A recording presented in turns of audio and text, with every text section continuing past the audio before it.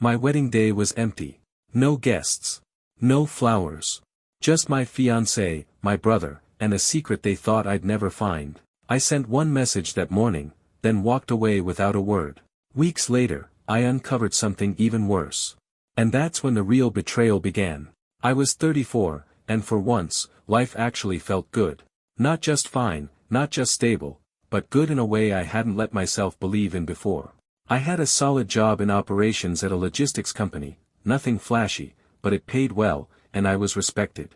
I just closed on a modest but well-kept 3-bedroom house outside Charlotte, the kind with enough yard to grill in the summer and maybe, one day, build a little patio out back. The kind of place you plant roots in.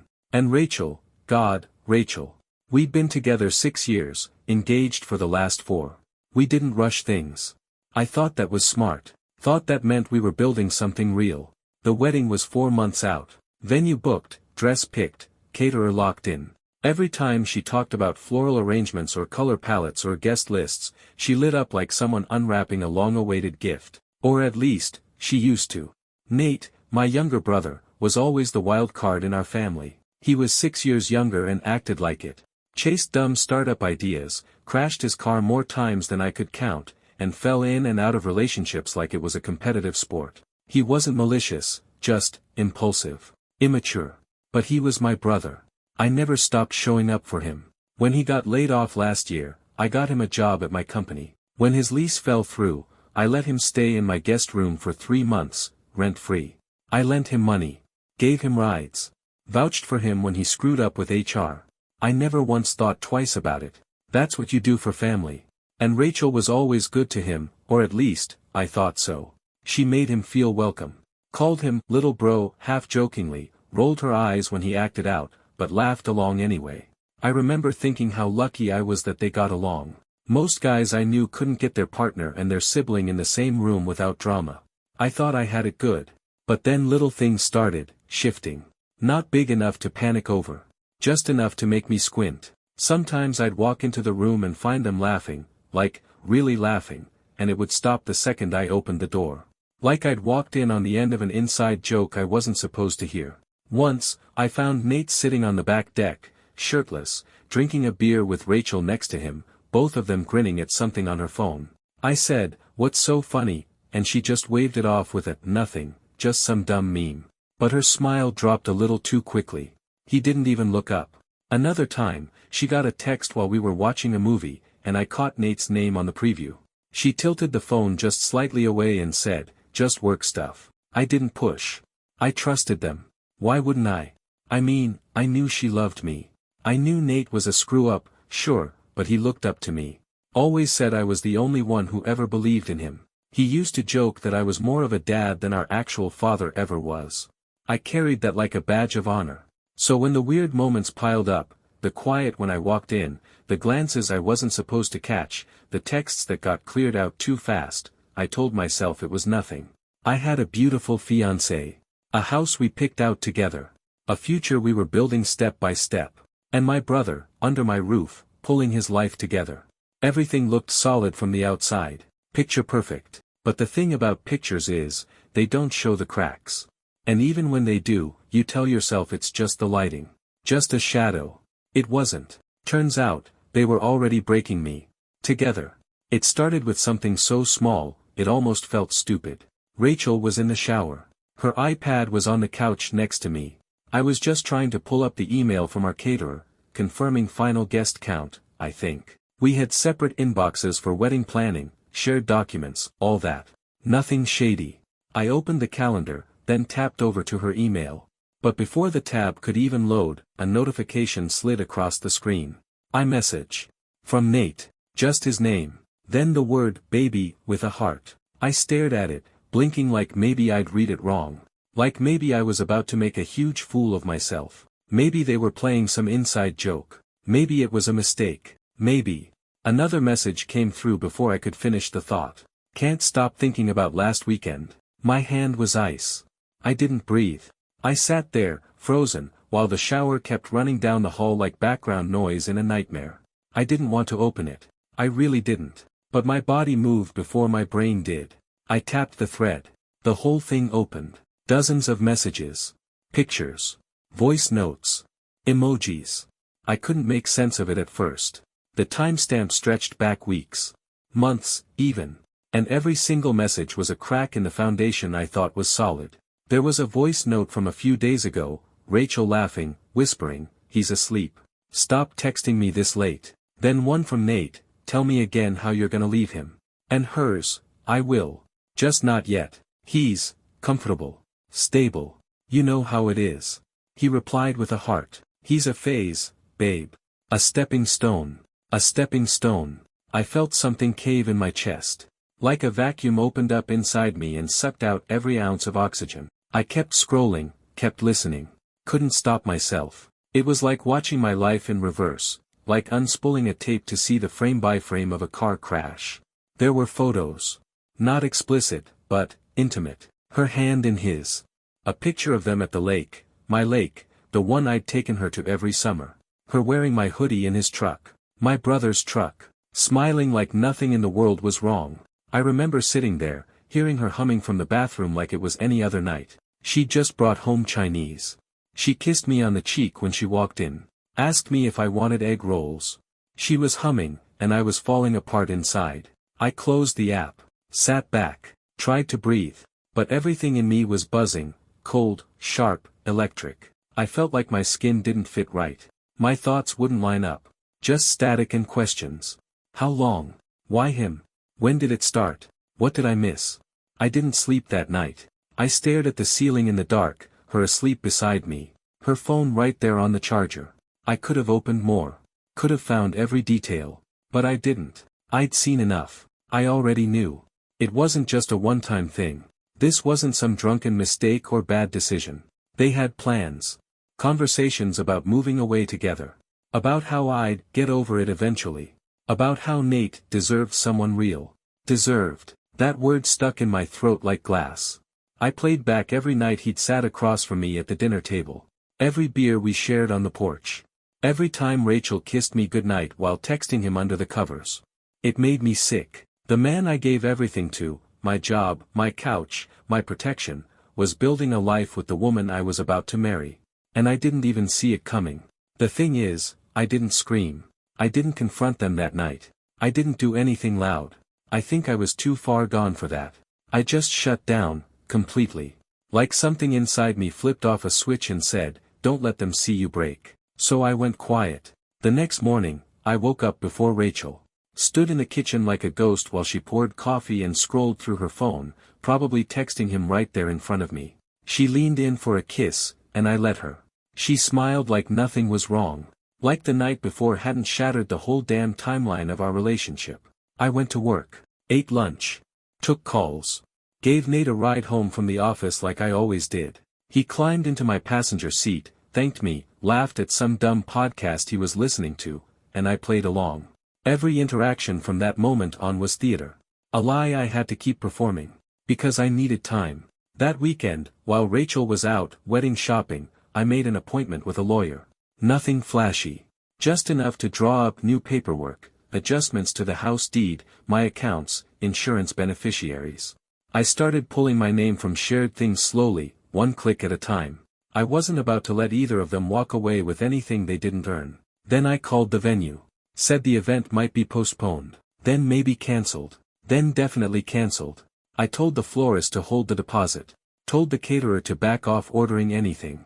Called every vendor, every photographer, every planner, and took it all back under my name. I played the broken groom card.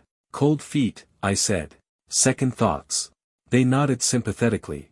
Said it happened sometimes. Offered rescheduling options. I told them I'd call back. I smiled through it all. Every night, I sat beside Rachel on the couch and watched TV like my heart wasn't crumbling. Every morning, I handed my brother a travel mug of coffee like I didn't know he was sleeping with my fiancée. I was playing a part in the story they'd written for me. The trusting older brother. The reliable partner. The guy who never saw it coming. But I saw everything now. One night, I opened the wedding guest spreadsheet. Rows and rows of names, people who'd watched me grow up, co-workers, family, old friends. I stared at the list for a long time, heart pounding, fingers cold on the keyboard. Then I printed it. All 150 names, black ink on white paper. And across the top of the first page, in thick red marker, I scrawled, "Event cancelled, ask them why." I made 150 copies. Bought envelopes. Bought stamps. Mailed every single one out. It felt like a funeral. Not for the wedding, but for the version of my life I thought I was living. Still, I didn't say a word. Not to Rachel. Not to Nate. I slept next to her. Let him crash on my couch again one night after, drinking too much to drive. I sat on the porch with him, listening to him talk about how good things were finally getting. I nodded. Smiled. Passed him another beer. Inside, I wanted to crush the bottle in my hand. But I waited. Every smile they gave me felt faker now. Every text she sent, every sideways glance he threw at her when he thought I wasn't looking, I logged all of it. I was building my own case. Not for a court. Not for revenge. Just for the truth. I wasn't going to destroy them. I was going to let them destroy themselves. And they didn't even know it was coming. The wedding was supposed to be at 11. I woke up at 6. Rachel was already up, pacing the bedroom in her robe, talking to someone on speaker. I heard her say, "No, everything's fine, he's just stressed." Her voice was light, rehearsed. Like she'd said it 100 times. When she noticed I was awake, she gave me a small smile and mouthed, "Go back to sleep." I didn't. Instead, I got dressed, jeans, t-shirt, nothing fancy. I walked downstairs while she was in the shower and made myself breakfast like it was a normal Saturday. Like I wasn't about to blow everything sky high. I'd already cleared the calendar invite. Already sent the mass text to the caterer, the florist, the venue, everyone. I'd told them not to come. Told them the event was off. No one else knew yet. Not Rachel. Not Nate. Not her family. That was about to change. At 9:30, I pulled into the venue lot. It was supposed to be packed, cars spilling out, people taking pictures, staff rushing around with clipboards and radios. But it was completely silent. No chairs. No decorations. No arch. Just a long empty stretch of manicured grass and a few confused stragglers pacing in dress shoes. Rachel pulled in 10 minutes later in a white dress that wasn't the wedding gown, but close enough. Her mom followed, then her dad. They looked around, puzzled. Rachel stepped out of the car slowly, phone in hand, confusion shifting into tension. She stared at the empty lawn like she was trying to solve a riddle she'd written herself. Then Nate showed up. He was wearing a suit I paid for. Hair combed back, sunglasses on, grinning like a guy walking into a victory. That's when I saw it, the flicker of panic when he looked around. No chairs. No setup. No people. Just Rachel, her family, and me. I stayed near the entrance, leaning against my car like it was any other morning. I didn't say a word. Just watched. Rachel marched toward me, heels crunching in the gravel. "What's going on?" she asked, her voice too loud, too tight. Her dad stood behind her, arms folded, already suspicious. I didn't answer. I just reached into my pocket and pulled out my phone. One tap. That's all it took. In the wedding group chat, the one we used for RSVPs, updates, hotel blocks, I dropped everything. Every screenshot. Every voice note. The photo of her wearing my hoodie in Nate's truck. Her whispering about how I was just a phase. Him laughing, telling her I'd never catch on. The text where she called me a safety net. I wrote one message above all of it. "If anyone's wondering why there's no wedding today, just press play." I hit send. Rachel's phone buzzed immediately. So did Nate's. Then her mom's. Her dad's. I watched their faces change, one by one. Her mom gasped. Her dad took a full step back like the air had been knocked out of him. Rachel's lips parted, but no sound came. Nate just stared at the screen like he was trying to will it to say something different. I turned my phone off. Not airplane mode.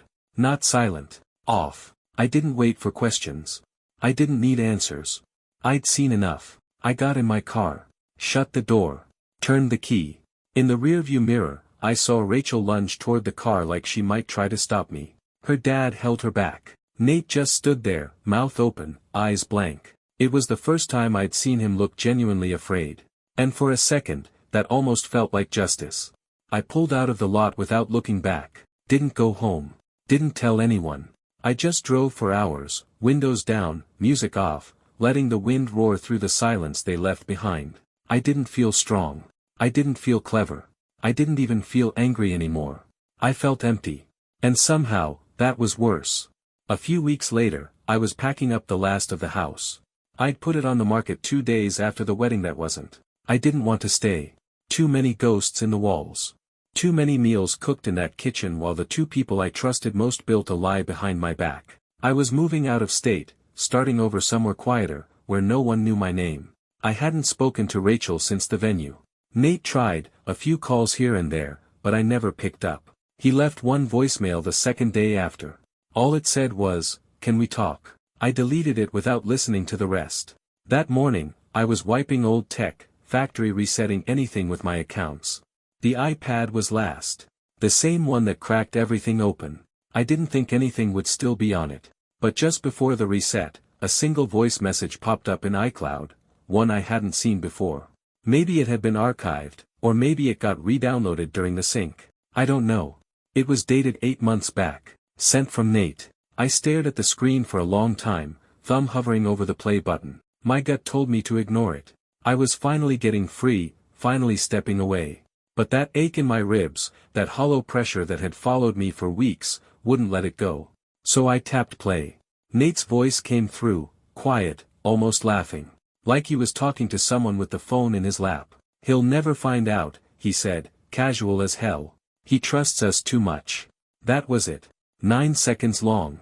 But it said everything. It didn't sound like a master plan. Not some diabolical scheme to ruin my life. It sounded worse than that. Like a joke. Like a certainty. Like he knew exactly who I was, and exactly how little effort it would take to betray me. He didn't bait her. He didn't lure her in with promises.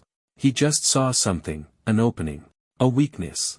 And he stepped into it without hesitation. He knew I'd never question them. Never snoop.